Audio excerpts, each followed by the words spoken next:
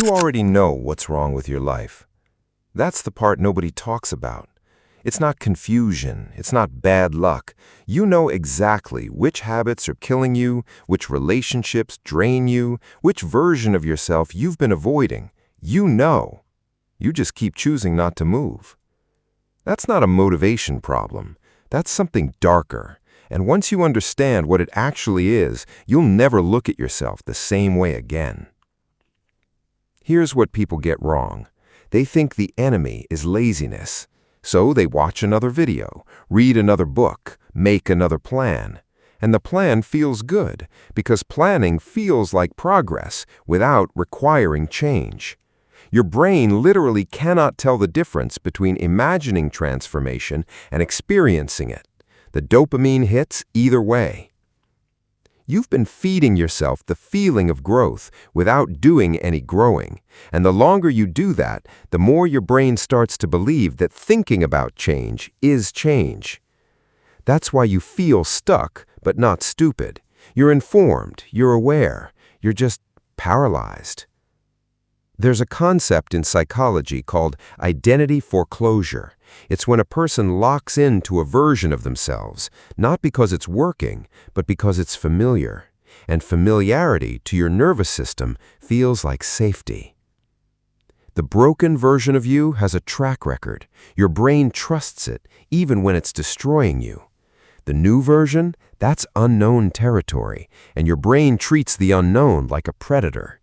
So every time you try to change, your body manufactures resistance, fatigue, doubt, sudden urgency to check your phone. These aren't signs you're not ready. They're proof that the shift is real, and your older, smaller self is fighting back. Here's the brutal part. The longer you wait for the right moment, the more your identity hardens. After a certain point, people don't change because they've repeated the old stories so many times, it stopped feeling like a choice and started feeling like a fact. Think about the last time you said, "I'll start Monday." Monday came, you didn't start, but you also didn't feel like a failure because you gave yourself permission. The decision to delay felt like control. It wasn't. It was the system protecting itself.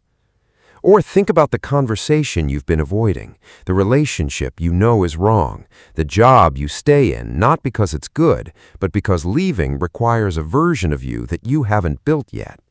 You keep waiting to feel ready, but readiness is a story you tell yourself after you've already moved, not before. Here's what one day actually means. It doesn't mean fixing everything. It means crossing one line you've been unwilling to cross. Because your entire life isn't broken in 100 places. It's broken at one root, one core pattern that's running the whole system, the avoidance of discomfort. Every problem you have, the body, the money, the relationships, the confidence, traces back to one moment repeated thousands of times, the moment discomfort arrived and you left. The person who fixes their life in a day doesn't do everything. They do the one thing they've been most afraid to do. And that single act breaks the identity. It proves to the nervous system that the new version is real, not theoretical, real. That proof is everything, because after that, the brain updates the story. So here's the shift, and it's not what you expect. Don't build a routine today. Don't write a list. Don't organize your life into color-coded sections. Instead, identify the one thing you've been avoiding the longest. Not the easy hard thing, the actual hard thing. The conversation, the decision, the action that if you took it today would make this a different kind of day than every day before it. And then do only that. Because structure without identity change is just decoration. But one act of genuine courage rewires something at the root. It tells your nervous system, we move now, we don't wait. After that moment, everything else becomes slightly easier, not because life changed, but because you did. Here's the truth most people can't handle. You are not waiting for the right time. You are waiting for permission from a version of yourself that will never give it. The life you want is not behind a better plan. It's behind one decision you already know you need to make, sitting there, quiet, patient, watching to see if today is finally the day you stop negotiating with your own potential. It can be, but only if you stop treating your life like a draft.